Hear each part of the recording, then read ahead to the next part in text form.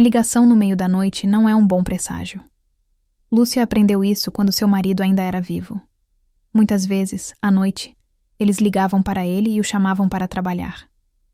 A noite está linda, hora de assassinatos e roubos.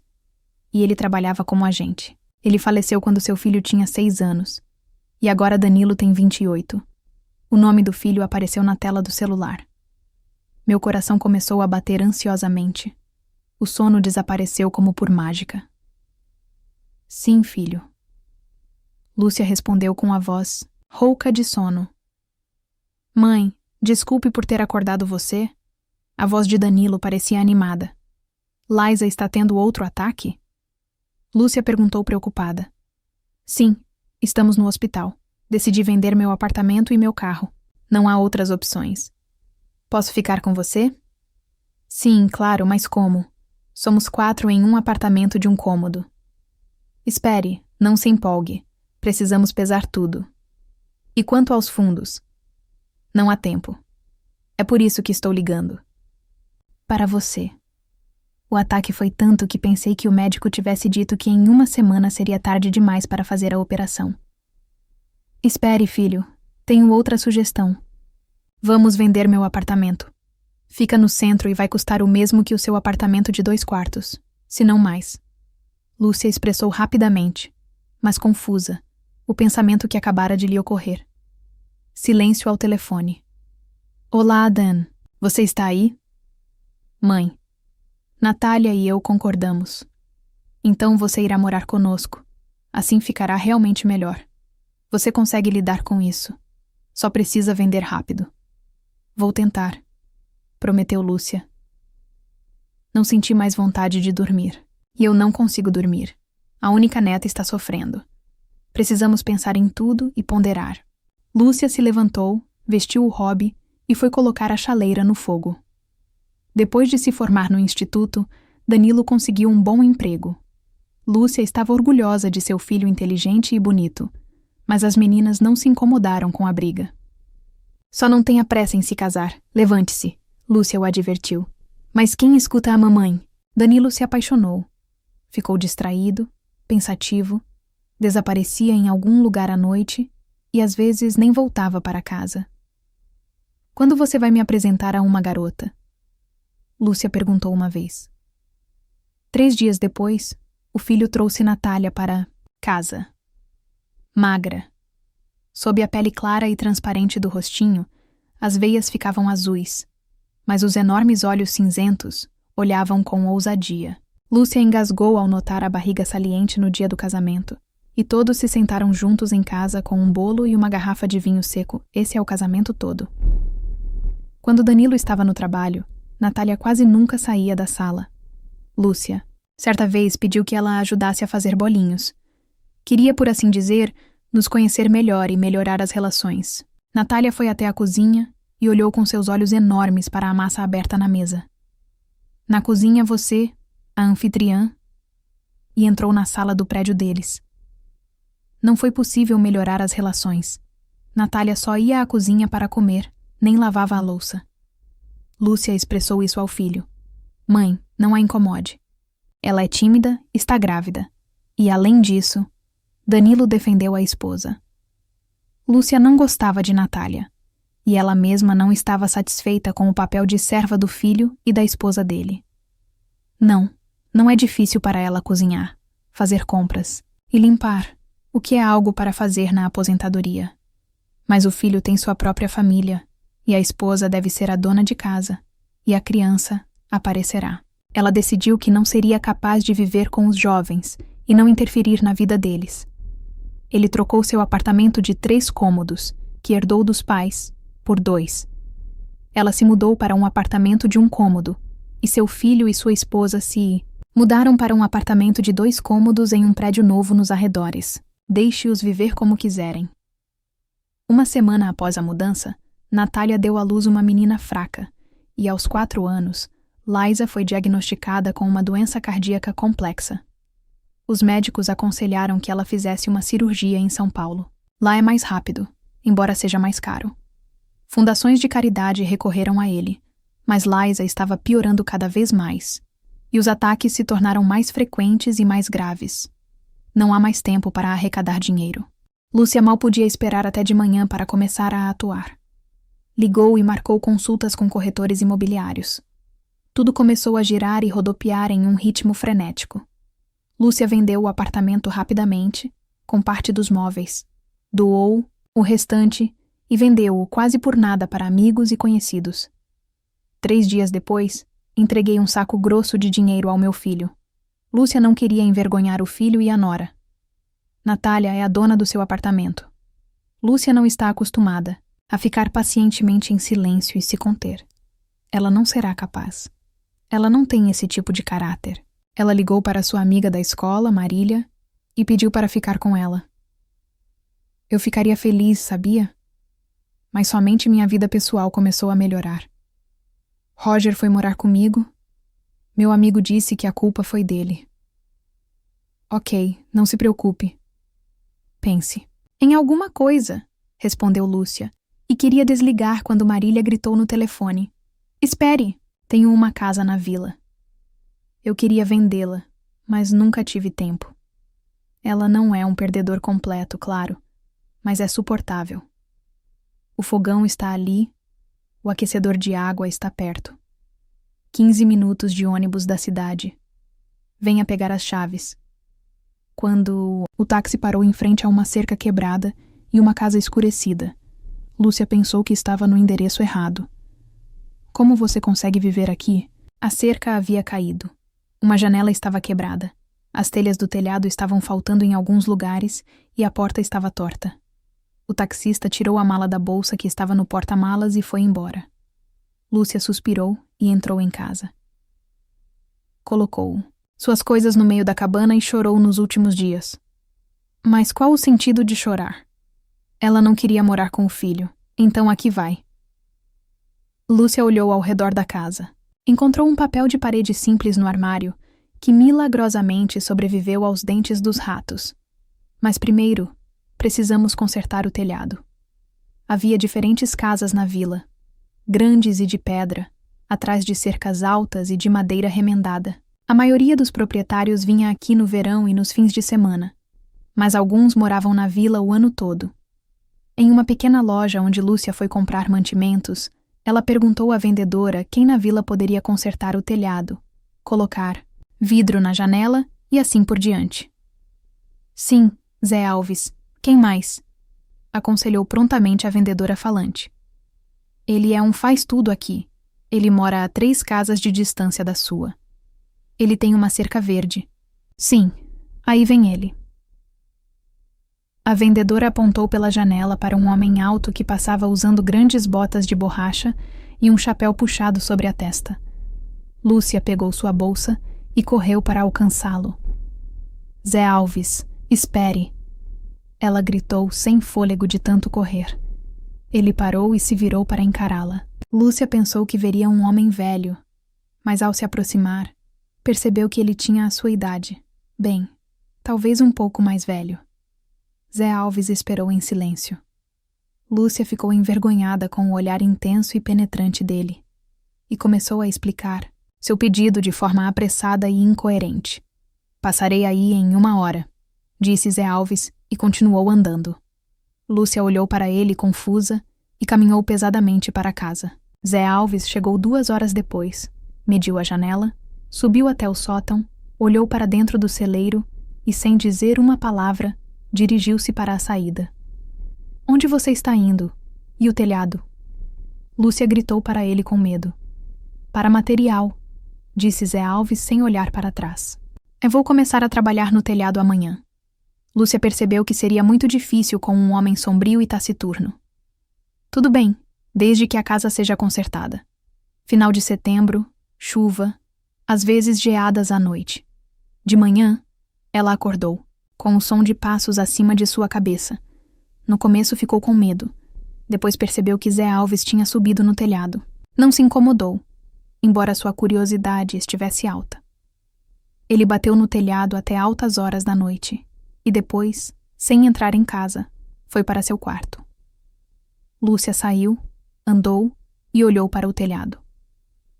Todos os buracos foram cuidadosamente selados. No dia seguinte, estava chovendo pela manhã.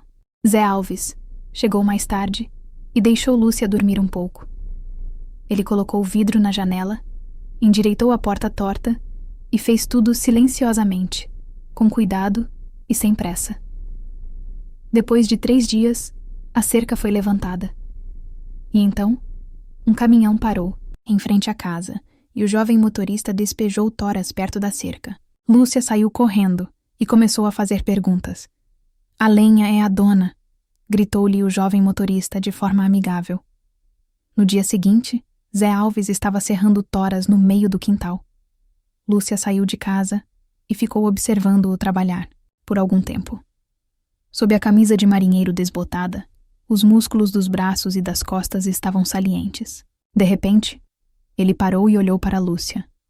"Bem, juntem-se. As coisas vão andar mais rápido", disse ele. Lúcia quis ficar indignada, mas mudou de ideia. Ela segurou a outra ponta da serra. "Não puxe. Puxe suavemente", ordenou Zé Alves. "Que tipo de arbitrariedade é essa? Você nem me perguntou se eu precisava de lenha ou não. Talvez eu não tenha dinheiro para isso. Talvez eu vá embora amanhã? Se eu quisesse, já teria ido embora há muito tempo.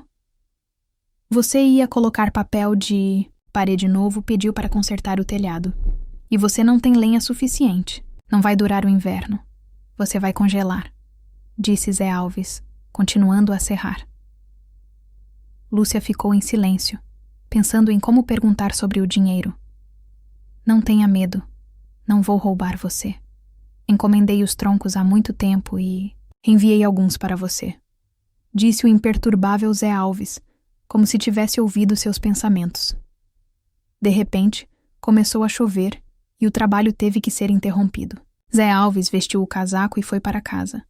No dia seguinte, ele não veio, e no terceiro também não apareceu.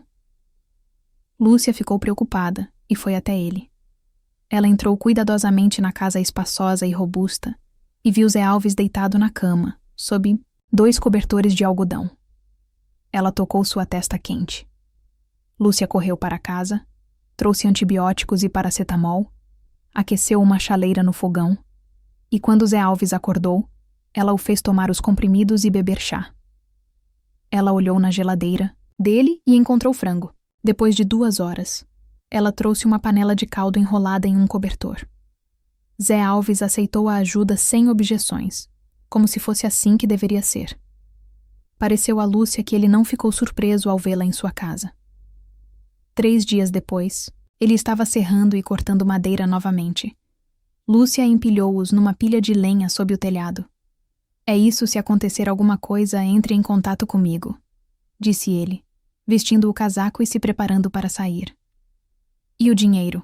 Quanto eu te devo?" "Você ainda não me disse", perguntou Lúcia. "Estamos quites." Zé Alves não saiu. Ele olhou para Lúcia. Ela estremeceu sob o olhar dele. "O quê? Você fugiu do seu marido?" Ele perguntou de repente. "O que te faz pensar isso?" "Meu marido faleceu há muito tempo.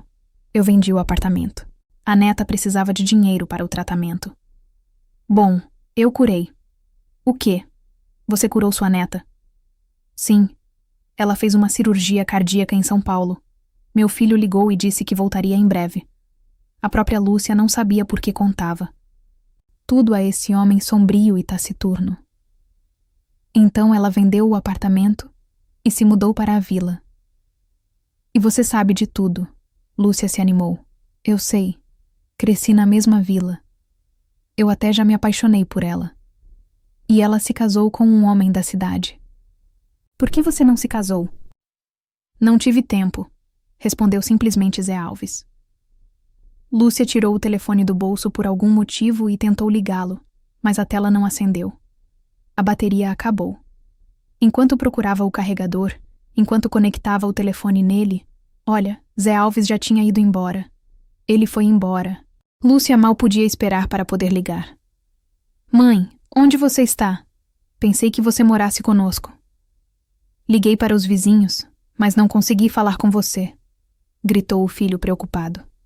"Estou morando com uma amiga. Está tudo bem." A bateria do meu celular acabou, não percebi. Como? Ótimo. Ela está sorrindo, imagina? Quer falar com ela? Lúcia ouviu a voz alegre da neta e começou a chorar. Ah, vamos, mãe, acabou. Conseguimos graças a você. Uma semana depois, todos voltaram para casa. Lúcia também se preparou para ir à cidade e veio se despedir de Zé Alves. Você vai embora de vez ou não? Ele perguntou sombriamente. Ou o quê? Vou encontrar minha neta e já volto. Eu senti a falta deles. Qual o seu nome? Não é nada legal chamar alguém pelo sobrenome. Sim, costumo chamá-lo de George. A mãe o chamava de Igor. Então, resumindo, Lúcia viu seu filho e sua neta.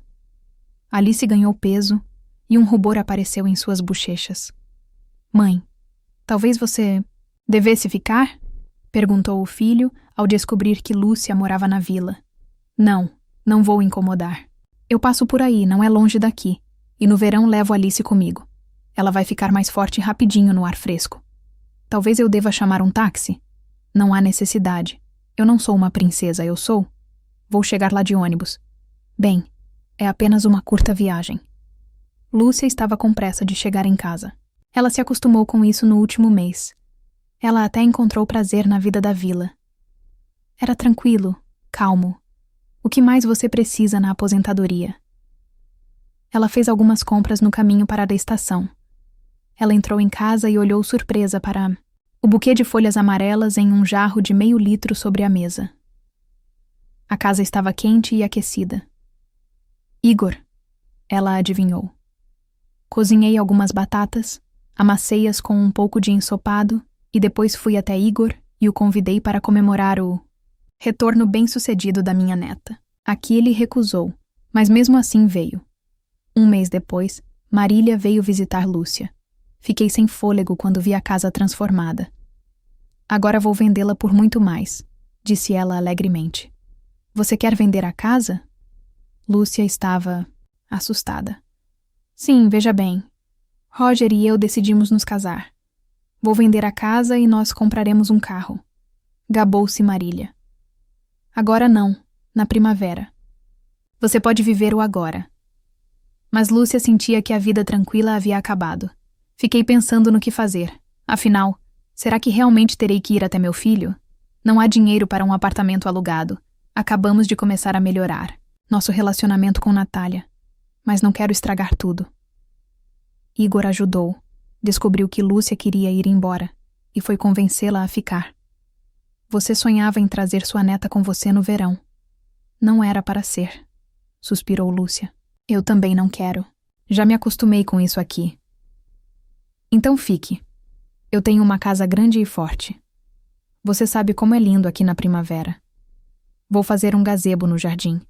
Vamos tomar chá na natureza. Igor ficou em silêncio. Lúcia permaneceu em silêncio, sem saber o que dizer. Eu me sentirei mal sem você. Igor olhou para a frente, como sempre, e esperou por uma resposta. Você está me pedindo em casamento? Lúcia perguntou confusa. Sim, pela primeira vez na minha vida. Lúcia ficou na vila. Ela não esperava que na velhice se tornaria vergonhosamente feliz. Os problemas do infortúnio inesperadamente se transformaram em felicidade. A vida seguiu em frente, deixando para trás problemas e tristezas.